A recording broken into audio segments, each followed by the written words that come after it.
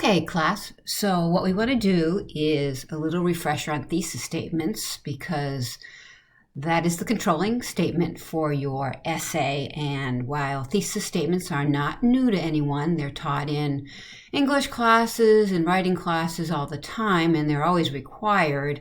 What I'd like to do is go over what is your thesis statement going to look like for your argumentative essay. So let's take a look at what are the requirements for a thesis statement in an argumentative essay, because a narrative essay will have a different looking thesis statement.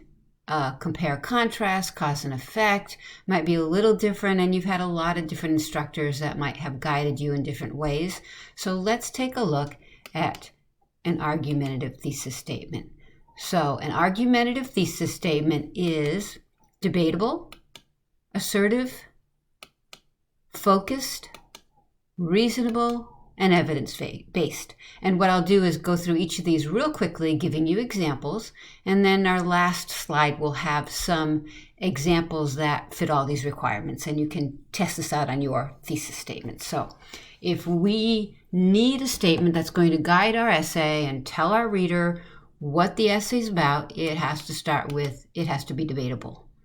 So an argumentative thesis must make a claim about which reasonable people can disagree. And the key is reasonable.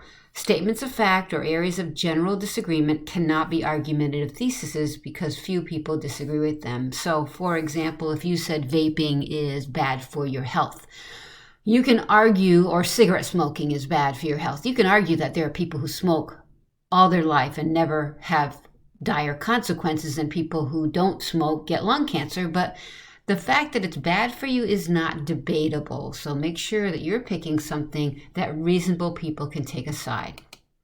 Junk food is bad for your health is not a debatable thesis, because even though we all like junk food, and again, some people don't get negative consequences, something such as because junk food is bad for your health, the size of sodas offered at fast food restaurants should be regulated by the federal government. So this thesis statement is debatable because it's not debating the value or the health consequences of junk food. It's debating whether the federal government should step in and make choices for us. So that kind of thesis statement is much more debatable than just, is junk food bad for your health, or is social media isolating, or something like that, which most people won't disagree with. So make sure there are two reasonable sides. Next, it is assertive and it takes a position. So we need to know, when we read your thesis statement, where you are going with this and what side you're on.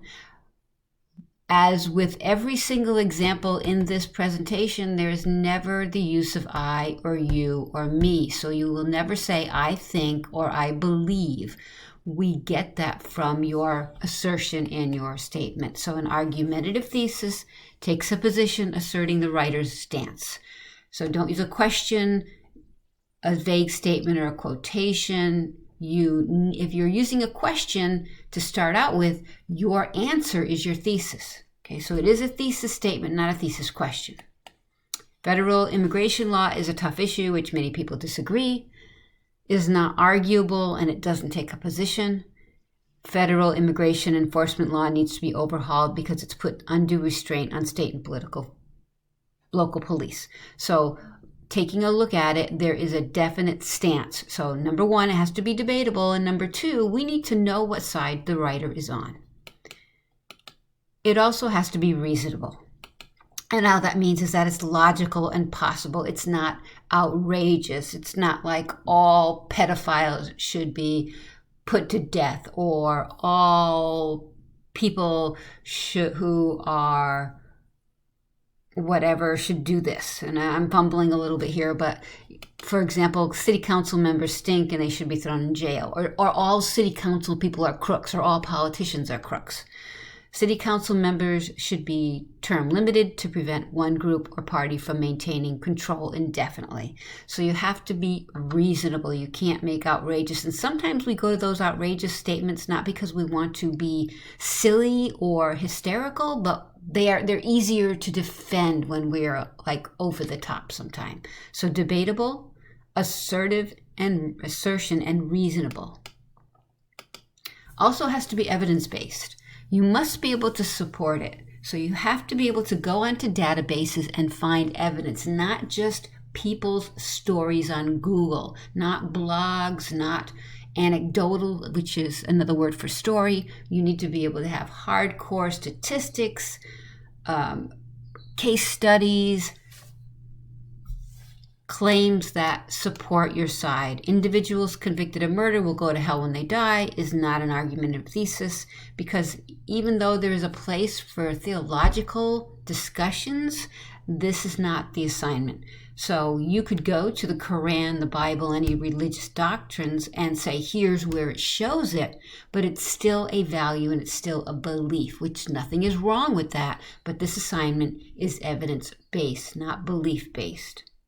Okay.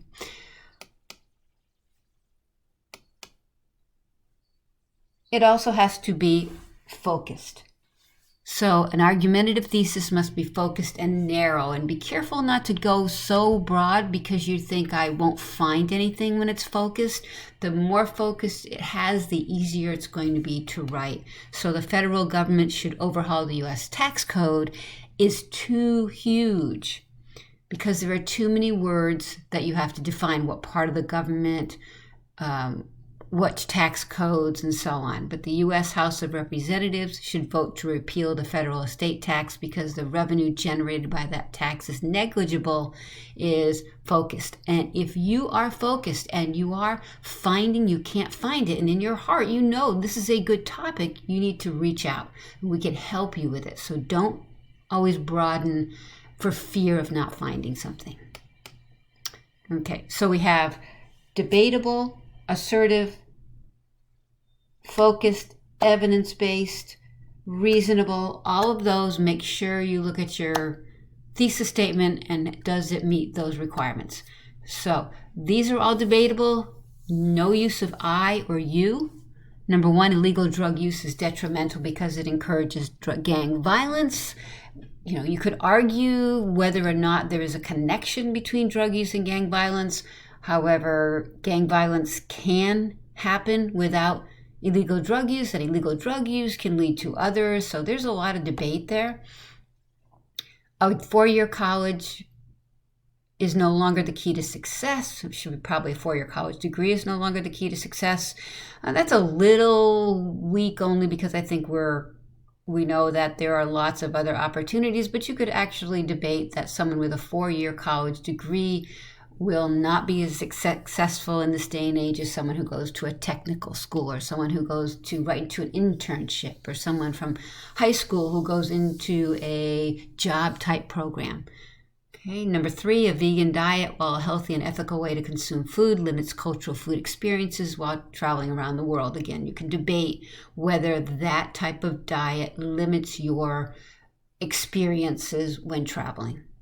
Number 4, I'm not super happy with. While Disney movies have been featuring more strong female heroes, they still maintain the stereotype by portraying the main character as pretty and feminine. I haven't done enough research to know if there are strong Disney female characters that are not pretty. So I don't know how debatable it is. It seems like it's kind of a given here, but it makes you think about if you are looking at role models and stereotypes. That might be something to think about. And then, although schools of over 1,000 students have flourished in America, small schools, population lend themselves to building a good community of leaders, and therefore we should consider limiting school populations to 100. And that's a really great topic, because there are a lot of huge schools, especially in Arizona, that have up to 1,000 students, and they do a lot to create a small community within a large group of students. So you could argue that going to a small school doesn't necessarily create a good community of leaders, and a large school might have more leadership opportunities. So these are just 5 examples. What I want you to do is by the 10th, which is Friday, you're going to submit your research thesis, and all you have to do is submit it, write it. Let me take a look at it, and we'll be on our way. As you do this, keep in mind that researching doesn't end. You can write your thesis and you can still be looking for information, and we'll talk about that in upcoming lectures. So research thesis due on Friday. Later this week, I will upload on how to do the annotation worksheet, but that's the following week. So let me know if you have any questions, email me, reach out, and we will get through this together.